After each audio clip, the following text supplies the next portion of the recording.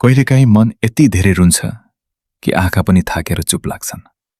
मनका आवाजहरू हराउँदै जान्छन् र भित्रभित्रै पीडाले घर बनाउँछ। जसलाई सबैभन्दा धेरै चाहियो उही नै टाढा भएर जान्छ। भाग्यले पनि कस्तो खेल खेल्छ, आफ्नै मान्छे पराई बनेर जान्छ।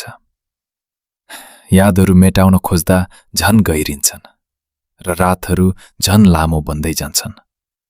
हरेक सम्झनाले घाउ कोट्याउँछ र एक्लोपनले मन झन भारी बनाउँछ। मुस्कान त अझै ओठमा छ, तर खुसी कतै हराइसकेको छ।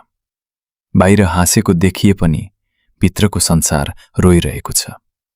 मनले आज पनि तिम्रै नाम खोज्छ, यद्यपि तिमी मेरो रहेनौ। समय बित्यो, मौसम फेरिए, तर तिम्रो अभाव कहिल्यै मेटिएन। सायद प्रेम अधुरो नै सुन्दर हुँदो रहेछ।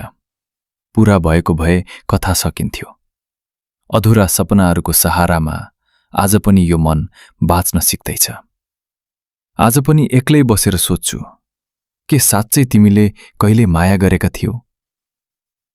कि म केवल एउटा याद थिएँ जुन समयसँगै बिर्सिन सजिलो थियो? प्रदीप कुसुमिया।